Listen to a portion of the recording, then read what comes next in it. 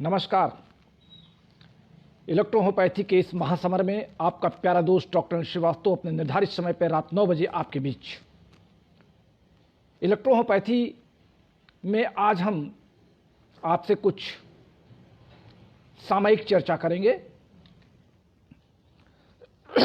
जैसा कि आप सबको पता है, मेरी आने वाली पुस्तक में इस बात का जिक्र भी है कि 11 जनवरी 1809 को डॉक्टर काउंट सीजर मैटी का जन्म ब्लोगना के एक रोवेटा नामक स्थान पर हुआ था। ब्लोगना इटली का एक मशहूर शहर है और जिस किले में मैटी जी रहते थे वो आवासीय परिसर रोप्टा द कैसल नामक किले में परिवर्तित किया गया था। वे एक जमींदार घर के थे, माता पिता की अकेली संतान थे और लगातार अध्ययन करने वाले एक मेधावी थे। पहाड़ियों के बीच में बना हुआ इनका किला विभिन्न प्रकार के सुंदर वातावरण में इनको रहने का सौभाग्य प्राप्त हुआ। मैटी जी खुले आवास में टहलने के बहुत शौकीन थे और बचपन में ही इनका नाम सीजर मैटी रखा गया था। काउंट तो इनको बाद में एक उपाधि मिली, एक तरीके का इनका एक सम्माननीय शब्द था। 1847 में ऑस्ट्रिया जिसे कहते हैं, ऑस्ट्रिया सेना द्वारा इटली पर आक्रमण के समय जो जनता को तबाही हुई उसमें इनकी जमींदारी का बहुत बड़ा हिस्सा रोम के शासक को इन्होंने दान कर दिया। अपने जमींदारी का जो हिस्सा था इन्होंने रोम के एक शासक को दान किया था और जिससे ये लगता है कि ये देश प्रेम इनके अंदर कूट कूट कर भरा था मैटी जी के अंदर। हालांकि मैटी जी के बारे में लोग जितना जानते हैं वो बताने की जरूरत नहीं, आप सब ने किताबों में पढ़ा है। मैं इस भूमिका से आपको कुछ दूरी तक ले चलना चाहता हूं।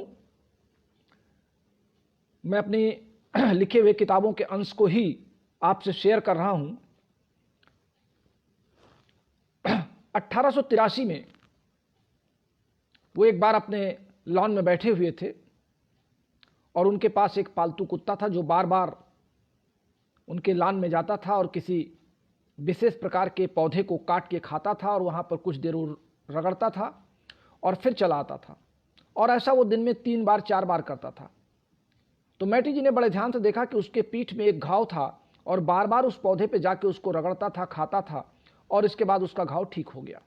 बस यहीं से मैटी जी का चमत्कारी दिमाग पौधे की शक्तियों की तरफ गया और 2 साल के लंबे परीक्षण के दौरान उन्होंने अपने एक ब्लोगना यूनिवर्सिटी के बॉटनी के हेड ऑफ डिपार्टमेंट थे पोली कोस्टा, उनके सहयोग से इन्होंने हर्बल चिकित्सा पद्धति का एक आविष्कार किया अपने हिसाब से और 1965 में अपनी इस नवनिर्मित चिकित्सा पद्धति को उन्होंने इलेक्ट्रो होम्योपैथी का नाम दिया। अब बात यहां से शुरू होती है कि विभिन्न काल में विभिन्न चिकित्सा के लंबे काल के दौरान विभिन्न प्रकार की चिकित्सा पद्धतियां आईं, उन्होंने अपना स्वरूप स्थापित किया। तरह तरह के अपने अपने सिद्धांत के आधार पे उनका चयन किया गया और चयन के बाद उनको सामाजिक मान्यता मिली। सामाजिक मान्यता का आधार कुछ भी रहा हो, लेकिन जितनी लोकप्रिय इलेक्ट्रोहोम्योपैथी 1865 में थी उससे 4 गुना 5 गुना आज 2020 में है। लेकिन आज हम इलेक्ट्रोहोम्योपैथी की मान्यता के लिए लड़ रहे हैं। जहाँ तक मेरा एक अपना मानना है कि इलेक्ट्रोहोम्योपैथी के 2 शब्द इलेक्ट्रो और होम्योपैथी, बहुत दिनों तक तो होम्योपैथी वालों से ये झगड़ा चलता रहा कि इन्होंने हमारे होम्योपैथी के आगे इलेक्ट्रो शब्द लगा करके हमारी ही दवाइयों के नाम को इन्होंने अपने अंदर समाहित करके हमारे साथ धोखा किया है। ये हमारी ही चिकित्सा पद्धति का एक अंग है और उसका सीधा सा कारण ये था कि जर्मनी में जो जेसोवर्क की कंपनी थी वो इलेक्ट्रोहोम्योपैथी से कुछ मिली जुली औषधियों को कॉम्प्लेक्स करके बना रही थी, और चूंकि उस समय इलेक्ट्रोहोम्योपैथी का नाम प्रचार प्रसार में बहुत ज़्यादा सफल नहीं था, और होम्योपैथी एक प्रचार के रूप में जर्मनी से ही मेड इन जर्मनी का नाम उसमें भी चलता था और आज भी चलता है। लोगों का यह मानना है कि जर्मनी वाले होम्योपैथी की दवा बहुत अच्छी बनाते हैं। हमारे भारत में चाहे जितने अच्छे उत्पाद हो जाए, लेकिन नाम जर्मनी का लोग लेते हैं। तो जर्मनी को भी लगा कि भारत हमारी औषधियों का एक खपत करने का एक बहुत अच्छा प्लेटफॉर्म है, तो उन्होंने इलेक्ट्रोहोम्योपैथी के लाभ को देखा था और थियोडोर क्रास्ट और फादर मूलर इन दोनों ने मिलकर के जेसोवर्क कंपनी से अपना एक करार किया था, और उस करार के तहत कॉम्प्लेक्स मेडिसिन के बनाने का धंधा शुरू हुआ, और बाद में इलेक्ट्रो कॉम्प्लेक्स होम्योपैथी के नाम से उन दवाओं को भारत में पहुंचाया गया। अगर हम ये कहें कि मैटी जी ने इलेक्ट्रोहोम्योपैथी का नाम जो उन्होंने अपने विभिन्न आर्टिकल्स में लिखा कि चूंकि ये त्वरित गति से शरीर के अंदर कार्य करती हैं, त्वरित का तात्पर्य उन्होंने इलेक्ट्रिसिटी से लगाया था कि जिस तरीके से हम एक बटन दबाते हैं और बल्ब ऑन हो जाता है, उसी तरीके से ये दवाएं शरीर में पहुंचते ही अपना कार्य शुरू कर देती हैं। क्योंकि उस समय यानी 18वीं शताब्दी में 1865 में, चूँकि जो इसका चिरकाल था 1864 से लगभग यह आरंभ हुई और 1865 में इसका नाम दिया गया, तो फिलॉसफी के आधार पर हम कह सकते हैं कि एक आदर्श चिकित्सा पद्धति की स्थापना की गई और इसका नाम इलेक्ट्रोहोम्योपैथी दिया गया। जिस समय ये चिकित्सा पद्धति स्थापित की गई, उस समय पौधों में पाए जाने वाले विभिन्न प्रकार के टिंचर को रोग को ठीक करने की एक मान्यता थी, क्योंकि होम्योपैथी उस समय प्रधान थी विश्व में, और उससे लोगों को लगता था कि पौधों में जो मदर टिंचर होते हैं वो विभिन्न रोगों को ठीक करने में सक्षम होते हैं। लेकिन 1887 में जब विलियम हेनरिच सेकुलर ने खोज किया कि मानव शरीर की कोशिकाओं के इंटरनल और एक्सटर्नल इन्वायरमेंट में इलेक्ट्रोलाइट केमिकल कंपाउंड की डिफिशियंसी होती है, और बाद में उसकी आपूर्ति के लिए कोशिकाएं इंटरनल और एक्सटर्नल इन्वायरमेंट को संतुलित करके ही रोग को ठीक करती हैं। जब ये थियरी आ गई तो इस थियरी में मैटी के द्वारा पूर्व में स्थापित इलेक्ट्रो होम्योपैथी के शब्दों की व्याख्याएं की जाने लगी। लेकिन हमारे कुछ वरिष्ठ साथियों ने इलेक्ट्रोहोम्योपैथी की परिभाषा को, उसकी डिफिनीशन को बहुत ही गोपनीय बनाए रखा, बहुत ही घुमा फिरा के बताना शुरू किया। चूंकि भारत में इलेक्ट्रो कॉम्प्लेक्स होम्योपैथी का आगमन हुआ, ना कि इलेक्ट्रोपैथी का, ना कि इलेक्ट्रोहोम्योपैथी का। इलेक्ट्रोहोम्योपैथी को इलेक्ट्रो कॉम्प्लेक्स होम्योपैथी के रूप में भारत में लाकर के प्रचारित किया गया। जो किताबें आई वो भी इलेक्ट्रो कॉम्प्लेक्स होम्योपैथी के रूप में आई, जो फार्मूले और सिद्धांत आए वो इलेक्ट्रो कॉम्प्लेक्स होम्योपैथी के आधार पर आए। पॉजिटिव और निगेटिव, डाइल्यूशन, टेम्परामेंट, ये सब इलेक्ट्रो कॉम्प्लेक्स होम्योपैथी के फार्मूले थे जिन्हें किताबों में लिखा गया, किताबों को छापा गया, विभिन्न प्रकार के चिकित्सा उपक्रमों में तथाकथित मेडिकल कॉलेज कहे जाने वाले संस्थाओं में पढ़ाया गया, और मैं भी उसी का एक विद्यार्थी रहा। मुझे भी इलेक्ट्रो कॉम्प्लेक्स होम्योपैथी ही पढ़ाया गया था। अगर मैं डॉक्टर रमाशंकर जी के संरक्षण में ना आता और मैं अपने जो मेरा साइंटिफिक माइंड था, चूँकि मैं जीव विज्ञान का छात्र था, इसके बाद मैंने एमएससी जूलॉजी से किया, तो जो मेरा दिमाग चला, अगर मैं अपना दिमाग न चलाता तो मैं भी इलेक्ट्रो कॉम्प्लेक्स होम्योपैथी के इस जाल में बिखर के रह जाता, और आज भी मैं कुछ इलेक्ट्रो होम्योपैथी के क्षेत्र में कर ना पाता। क्योंकि कारण क्या था कि इलेक्ट्रो कॉम्प्लेक्स होम्योपैथी के जो अनुयायी थे वो सब उन फार्मूलों को कुछ निश्चित रोगों को ठीक करने में अपने आप को सक्षम पाते थे। 2-4 रोग उनके ऐसे पेट हो गए थे जिनकी दवाएं उनके पास सीमित थी, उन दवाओं को बनाने के तरीके सीमित थे, मगर उसके बाद चूंकि उनको अपने अनुयायी बढ़ाने थे तो उन्होंने इसको एक शिक्षा के रूप में व्यापार बनाया। इलेक्ट्रो कॉम्प्लेक्स होम्योपैथी में शोध करते करते डॉक्टर रमाशंकर की टीम ने इलेक्ट्रो होम्योपैथी के वास्तविक स्वरूप को लाकर के आपके सामने रखने का प्रयास किया। जब मैं डॉक्टर रमाशंकर जी के संरक्षण में 1986 में आया तो सबसे पहले उन्होंने मुझसे कहा था कि तुम भारत के सबसे बड़े पागल हो जो एमएससी करने के बाद इलेक्ट्रो होम्योपैथी पढ़ने आए हो। मुझे भी बड़ा आश्चर्य लगा था उनके इस वाक्य पर, लेकिन आज जब मैं याद करता हूँ तो अपने गुरु के हर वाक्य पर कोई न कोई अर्थ होता है। और वो अर्थ ये था कि उनका ये कहना कि तुम बहुत बड़े पागल हो, आज मेरा पागलपन वो दीवानेपन में बदल गया और मैं इलेक्ट्रोहोम्योपैथी का इतना बड़ा अनुयायी हो गया कि सर्विस करने के बावजूद मैं इलेक्ट्रोहोम्योपैथी को अपने 5 घंटे नियमित दे रहा हूं। और आज अगर मैं आपके सामने इलेक्ट्रोहोम्योपैथी के बारे में कुछ भी बोल रहा हूं तो ये सब डॉक्टर रमाशंकर और उनके कृत कार्यों की देन है। मैं आगे आपसे चर्चा करूं कि विज्ञान के बढ़ते हुए समय में 1890 में जब मानव जीवन के सजीव श्रृंखला में रासायनिक अपक्रियाओं का सामंजस्य स्थापित करने के लिए एंजाइम्स की थ्योरी को प्रमोट किया गया, तो यह माना गया कि शरीर के अंदर जो कोशिका का लेवल होता है उस पर इलेक्ट्रोलाइट केमिकल कंपाउंड उत्तरदायी होते हैं उसके लेवल को मेंटेन करने के लिए। यानी विज्ञान की मान्यताओं के आधार पर हम ये कह सकते हैं कि इलेक्ट्रो शब्द जो लिया गया इलेक्ट्रोहोम्योपैथी में, लोग ये कहते हैं कि डॉक्टर अनिल श्रीवास्तव मैटी के फार्मूले को तोड़ मरोड़ के पेश करते हैं। मैटी जी ने इलेक्ट्रो शब्द बताया, डॉक्टर अनिल ने और डॉक्टर रमाशंकर जी ने इलेक्ट्रो शब्द की व्याख्या अपने मन से कर दी। भाई मैं आपसे बार बार ये पूछना चाहता हूं, मैं आपसे कहना चाहता हूं कि मेंडलीफ ने आवर्त सारणी बनाई थी तो क्या मेंडलीफ तब तक जिंदा था जब आधुनिक आवर्त सारणी बनाई गई थी? या पीछे के जितने भी बातें या जिन लोगों ने पीछे की जो खोज की थी वो आज अगर उन बातों को बताने के लिए हमारे बीच में नहीं है तो क्या हम उनकी बातों को वहीं पे रोक दें? क्या उस पर हम कोई खोज ना करें, कोई अपना दिमाग ना चलाएं, अपना रिसर्च वर्क ना करें? और अगर हमारे साथी कहते हैं कि इलेक्ट्रो को मैंने इलेक्ट्रोलाइट से या इलेक्ट्रॉन के मूवमेंट से या इलेक्ट्रॉनिक मूवमेंट से हमने क्यों जोड़ दिया, तो क्या उनके पास इसका कोई दूसरा आंसर है कि इलेक्ट्रो शब्द मैटी जी ने प्रयोग किया था तो उसका अर्थ क्या हो सकता है? मैटी जी ने तो कहा था त्वरित गति से कार्य करती हैं। अब वो त्वरित गति हमारे शरीर की कोशिकाओं में 90% वाटर है, पानी H2O या आयन और OH आयन में उसका आयनाइजेशन होता है, इलेक्ट्रोलाइट की प्रक्रिया में इलेक्ट्रॉन का मूवमेंट होता है।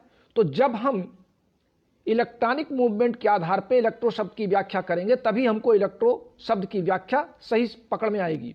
और होम्योपैथ शब्द हमारे होम्योपैथी वाले कहते थे ये हमसे ले लिए हैं, उनका होमो शब्द होमो मीन समान है और हमने होम्यो शब्द लिया होम्योस्टैटिसिस से।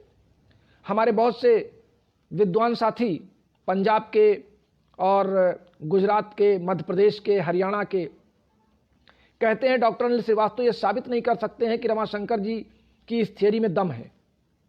भाई मेरी थियरी में दम नहीं है तो आपकी थियरी में दम है, आप बताइए ना होम्यो शब्द का अर्थ क्या है? हम तो ये कहते हैं कि होम्योस्टैटिसिस का अर्थ है कि शरीर के सभी अंगों का स्टडी स्टेट में बने रहना, और जब वो अपने स्टडी स्टेट के लेवल से नीचे आ जाते हैं या उससे आगे बढ़ जाते हैं तो शरीर में रोग उत्पन्न हो जाता है।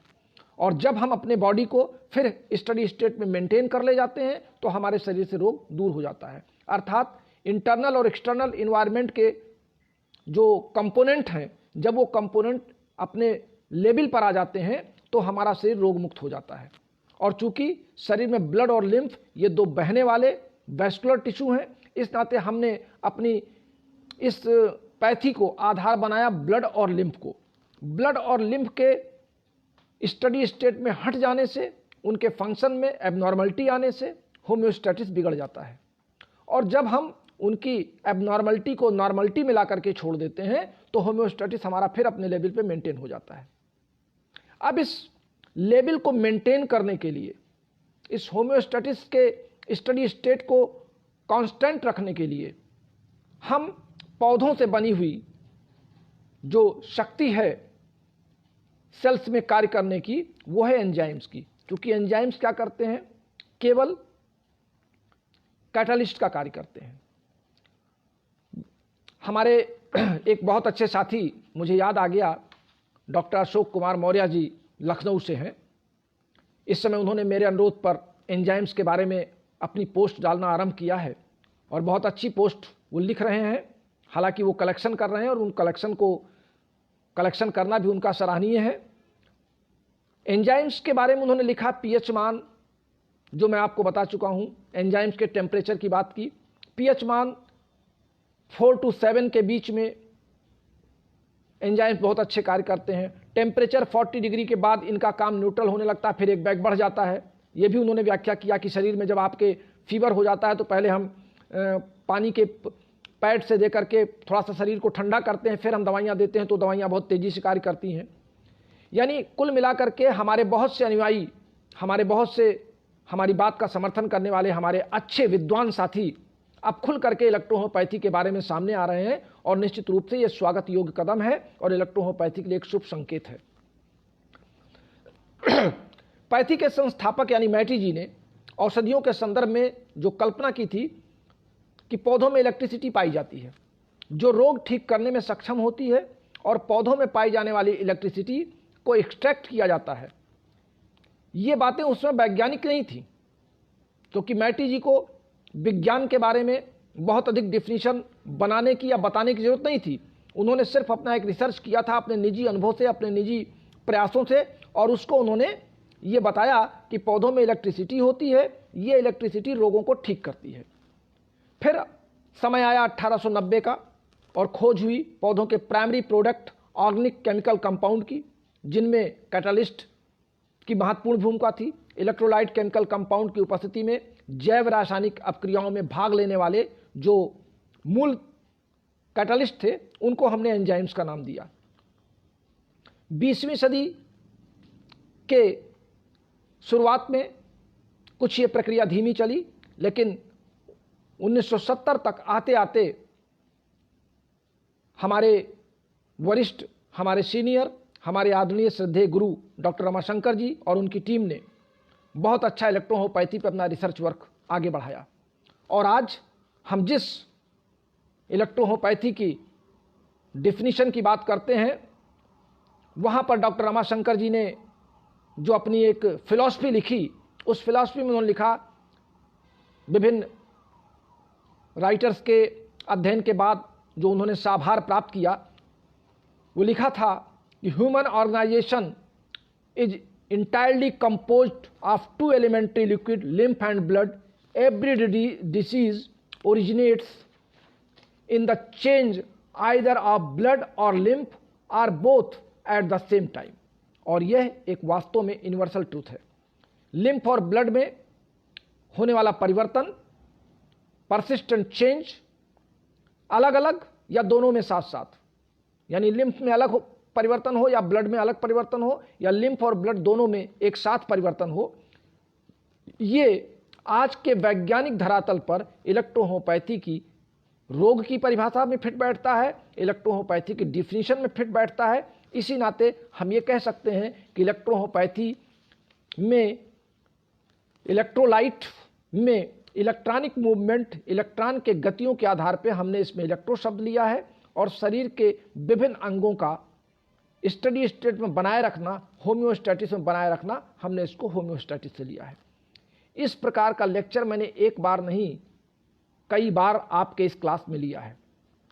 फिर भी हमारे व्हाट्सएप पे और फेसबुक पर तमाम अनर्गल सवाल आने लगते हैं, और कभी कभी मुझे ये भी लगता है कि हो सकता हमारे कुछ नए साथी हमारे व्हाट्सएप से जुड़े हों, फेसबुक से जुड़े हों, तो उनको एक बार फिर से इसकी व्याख्या बता देनी चाहिए। कल मैं आपसे चर्चा कर रहा था बोन मैरो में होने वाले एबनॉर्मलिटीज़ की, जिसे हमने ब्लड कैंसर का नाम दिया था WBC के लेवल के बढ़ जाने पर। हमारे कई साथियों ने आज विभिन्न रोगों पर चर्चा करने के अपने अनुरोध व्यक्त किए थे। मैंने आप सबके अनुरोध नोट कर रखे हैं। चूँकि इस समय लगातार शादी ब्याह की व्यस्तता बहुत ज़्यादा है, और मैं, जैसा कि मैं अपने आदत से मैं आपको बताता हूं कि मैं आपसे कोई भी व्याख्या करने जब आपके बीच आता हूं तो मैं पहले उसको प्री रिहर्सल करता हूं, थोड़ा सा प्री स्टडी करता हूं। स्टडी का तात्पर्य नहीं कि मैं उसको रटता हूं, क्योंकि मेरे बोलने से आपको ये नहीं लगता होगा कि मैं कुछ रट करके बोल रहा हूं। ये मेरे अपने इस दिमाग के कंप्यूटर की देन है कि मैं जो कुछ भी आज से 20 साल, 25 साल, 40 साल पहले मैंने जो पढ़ा है, और जो मेरे दिमाग में नए रिसर्च आते हैं, मैं लगातार टीवी पर भी जब बैठता हूँ तो मैं कुछ मेडिकल की खोज करता हूँ, न्यूज़पेपर में देखता हूँ तो उसको भी अंडरलाइन करके स्केचिंग करता हूँ, न्यूज़ में पढ़ता हूँ या कोई बुक लेता हूँ उसमें पढ़ता हूँ। आपको, चूँकि अब मैं आपके सामने इस समय स्क्रीन पर बैठा हूँ, आज भी मुझे 2 अच्छी बुक्स, मैं अपने लाइब्रेरी में, अपने क्लिनिक की में मैंने एक छोटी सी लाइब्रेरी बना रखी है, तो आज मैं कुछ पुस्तकों को पलट रहा था तो मुझे एक पैथोलॉजी की बुक मिल गई और मैं उस बुक को भूल गया था कि ये मेरे लाइब्रेरी में है, और मैंने उस बुक को आज अपने साथ लिया कि मैं अपनी किताब में कुछ इससे भी पैथोलॉजिकल वैल्यू आपके लिए समर्पित कर सकूं। तो मेरी एक आदत है हमेशा पढ़ने की, पढ़ के कुछ उसमें से नई चीज़ों को निकालने की और फिर अपने आगे वाले, सामने वाले, सम्मुख सुनने वाले लिसनर्स को या श्रोता को बताने की।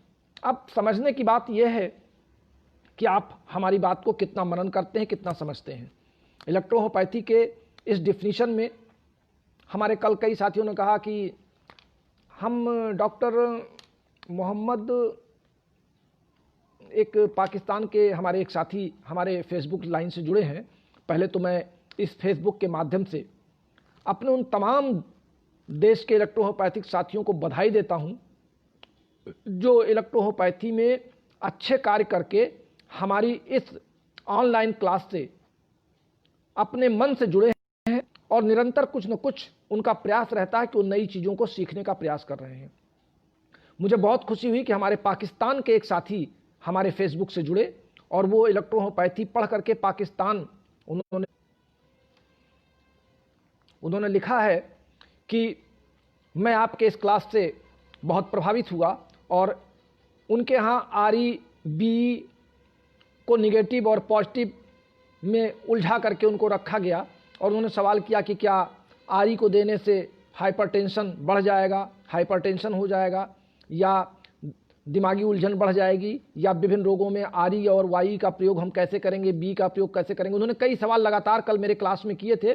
चूँकि मैं आपके क्लास लगातार देख नहीं पाता हूँ कि आप क्या क्या सवाल कर रहे हैं, मैं बाद में उस पर पढ़ करके अपने जवाब सवाल देता हूँ।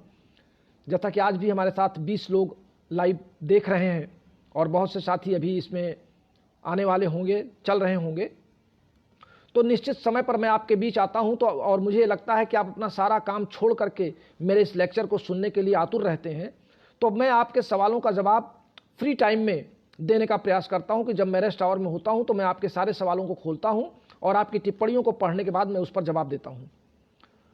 हमारे परसों एक साथी ने लिखा था कि मैंने कैंसर की डिफिनीशन गलत बताई। कल मैंने उसकी व्याख्या भी किया था कि अपनी अपनी समझ के हिसाब से मुझे जो समझ में आता है मैं बता रहा हूँ। मैंने उनसे भी अनुरोध किया कि अगर आप मुझसे कुछ बेहतर जानते हो तो उसको बताएं ताकि हम भी कुछ सीख सकें और हमारे साथी भी सीख सकें। दवाओं के बारे में हमने बहुत सी चर्चा कर ली है। इलेक्ट्रोहोपैथी की डिफिनीशन आज मैंने प्राइमरी स्टेज पर आपके बीच एक बार किया। आज मैं थोड़ा सा, चूँकि ऑनलाइन आप सब हैं, मैं डॉक्टर, ये जो आज हमारी बुक को लेने के लिए आपके 65 लोग इस समय अपना पूर्ण पेमेंट, कंप्लीट पेमेंट कर चुके हैं।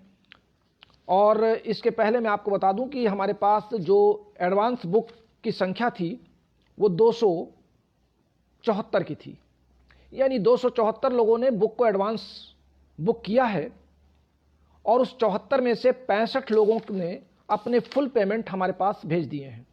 नाम लेने में समय चला जाएगा चूंकि लगातार आप लोग भेज रहे हैं। और मैं आपको ये बता दूं कि जो आपकी फुल पेमेंट्स आ रही है वो मेरे इस डायरी पर डेट वाइज चल रही है। 5 तारीख से आपने पैसे भेजना शुरू किया और मैं आपका अमाउंट भी लिख रहा हूं कि आप कितना अमाउंट मुझको दे रहे हैं। और ये लगातार आज 10 तारीख तक मैं आपका सारा नाम यहाँ नोट कर चुका हूँ आपका। तो मैं ये देख रहा हूँ कि अभी आपकी जो पेमेंट करने की गति है वो अभी बहुत धीमी है। मैं आपसे पुनः अनुरोध करूंगा, चूंकि मैंने आपसे शुरुआती दौर में ही कहा था कि मैं पुस्तक उसी शर्त पर लिखूंगा जबकि आपका पूरा समर्थन हमें मिलेगा। आप ईमानदारी से इस बात का विश्वास रखें कि एक एक पैसे का आपके मेरे पास आपका हिसाब है, आपका एक भी पैसा कहीं पर इधर उधर नहीं गया है। अनिल श्रीवास्तव ने जीवन में सिर्फ एक बात बहुत कड़ाई से पालन करना सीखा है कि मैं हर व्यक्ति के प्रति अपनी ईमानदारी को साबित करना चाहता हूं और अपनी ईमानदारी के साथ ही जीना चाहता हूं। आपने मुझको एडवांस 2 महीने 3 महीने पहले दिया था, मैं उसका भी हिसाब रखे हूं। मैं आपको दिखा सकता हूं, मेरी डायरी इसमें मेरे हाथ में है। और मैंने आपने जो जिन लोगों ने एड्रेस दिए थे मैंने उनके एड्रेस भी इस पे लिख रखे हैं। अब जिनके एड्रेस मुझको नहीं मिले हैं मैं आपसे फ़ोन कॉल करके आपका, जब मैं बुक आपको पार्सल करूंगा तो मैं आपको पर्सनली फ़ोन कॉल करूंगा कि अब आप अपना एड्रेस हमको फिर से नोट कराइए, क्योंकि हो सकता है आपके लिखने में या मेरे लिखने में कहीं पर गड़बड़ हो। तो जिस दिन मैं आपकी, और मैं कोशिश ये करूंगा कि मैं अल्फ़ाबेटिकल नेम से आपको बुक पोस्ट करूं, यानी पहले वीक में 11 जनवरी के बाद अगर मेरी बुक 11 जनवरी को कंप्लीट होती है तो मान के चलिए कि मैं 15 जनवरी से आपको बुक भेजना शुरू करूंगा। तो 15 से 20 जनवरी के बीच में मैं अल्फ़ाबेटिकल ABCD नाम के हिसाब से मैं आपको बुक प्रेषित करूंगा। चूंकि ये सारा काम मुझे अकेले करना है, मेरे पास कोई हेल्पर नहीं है, मुझे आपका बुक पैक भी करना है, आपका एड्रेस भी लिखना है और पोस्ट ऑफिस तक मुझको ले भी जाना पड़ेगा। हमारे कुछ साथी इलाहाबाद इनॉग्रेशन कार्यक्रम में आने के इच्छुक हैं, लेकिन मैं आपको इनवाइट इसलिए नहीं कर रहा हूं कि हो सकता है कि मेरी बुक अगर 11 तक नहीं तैयार हो पाई, मान लीजिए 1-2 दिन या 3 दिन 4 दिन आगे पीछे जाएगी, तो मैं आपको इलाहाबाद बुला करके आपका समय और पैसा दोनों व्यर्थ करूं। इससे अच्छा है कि मैं आपके घर आपकी बुक को भेज दूं। ये आप आश्वस्त रहें कि देर सवेर हो सकता है, 10 दिन 15 दिन आगे पीछे आपको बुक जा सकती है, लेकिन प्रत्येक 274 लोगों के घर बुक भेजने की जिम्मेदारी डॉक्टर अनिल श्रीवास्तव की है, इसमें कोई संदेह नहीं है। बस आप अपना काम करिए, आप जितनी जल्दी आप पेमेंट भेजते रहेंगे उतना अधिक कलेक्शन मेरे पास होगा। क्योंकि आपको पता है कि प्रेस वाले बिना एडवांस लिए आगे काम करना नहीं चाहते, क्योंकि उनको भी लगता है कि उनका पैसा फंस जाएगा। इसलिए मैं भी इस व्यवस्था में लगा हूं कि जल्द से जल्द इस काम को, इस जिम्मेदारी को पूरा किया जाए और फिर आपके डिमांड पर प्रैक्टिस ऑफ मेडिसिन के लिए मैं कलम फिर उठाऊं। आज मैंने किसी विशेष रोग पे आपसे चर्चा नहीं की, और चूँकि आज ये समय बहुत व्यस्त चल रहा है सभी का, तो मैं समझता हूं कि आज के मेरे इस छोटी सी मुलाकात के लिए, बिना किसी विषय की चर्चा के लिए, मैं आप सबसे यहीं पर इजाज़त चाहता हूं। कल अपने निर्धारित समय रात 9 बजे आप सबके बीच में आपका ये प्यारा दोस्त डॉक्टर श्रीवास्तव बस्ती से फिर मिलेगा। चलने से पहले मैं अपना व्हाट्सएप नंबर अपने नए सुनने वाले साथियों को एक बार रिपीट कर दूं, 9793252355। हिंदी के जानकार लोगों के लिए 9793252355। आप इस पर हमें फ़ोन कॉल भी कर सकते हैं और हमारे व्हाट्सएप पर मैसेज भी भेज सकते हैं। मैंने आपके ग्रुप को आज ब्लॉक कर दिया है, चूँकि हमारी आपसे पर्सनल बात हमारे पर्सनल नंबर पे हो जाती है और ग्रुप में बहुत ही तरह तरह के लोग पोस्टें डालना शुरू कर देते हैं अपनी वाहवाही लेने के लिए, और फिर जवाब सवाल शुरू होते हैं और तर्क वितर्क शुरू हो जाता है। इस नाते मैंने जो 2 हमारे ग्रुप बने हुए हैं उसको मैंने अलग किया। हमारे कुछ साथी सवाल करते हैं कि डॉक्टर अनिल श्रीवास्तव को सोशल मीडिया पे बने रहने का शौक लगा हुआ है, इस नाते कोई ना कोई विषय लेकर के वो आते हैं। अब उनको कौन बताए कि मेरी 5-5 हज़ार की 4 आईडी पूरी हो चुकी हैं, और ये मैं 5वीं आईडी पर आपसे बात कर रहा हूं, यानी 25,000 लोग फेसबुक से मुझसे ऑनलाइन जुड़ना चाहते हैं। देश में बहुत से साथी हमारे साथ हमसे वार्ता करना चाहते हैं। वो जो मेरी बातें समझ पा रहे हैं वो बात जुड़ रहे हैं, जो नहीं समझ पा रहे हैं उनको जुड़ने की जरूरत भी नहीं, क्योंकि वो बहुत विद्वान है इलेक्ट्रोहोम्योपैथी के, और डॉक्टर श्रीवास्तव उनके आगे बहुत छोटे हैं। मैं तो डॉक्टर रमाशंकर जी का शिष्य रहा हूँ, उन्हीं का अनुयायी रहा हूँ, तो जो कुछ मैंने उनसे सीखा मैं आपको शेयर कर रहा हूँ और आगे भी शेयर करूँगा। इस नाते आज की मुलाकात बस यहीं पर, कल फिर मिलेंगे किसी नए विषय के साथ। आपके विभिन्न रोगों पर मैं समीक्षा कर रहा हूँ कि कल मैं किस रोग पर आपसे चर्चा करूँ, वो विषय आपको मैं दोपहर में कल लिखूंगा। तब तक के लिए आप सबका बहुत बहुत धन्यवाद। नमस्कार, शुभ रात्रि।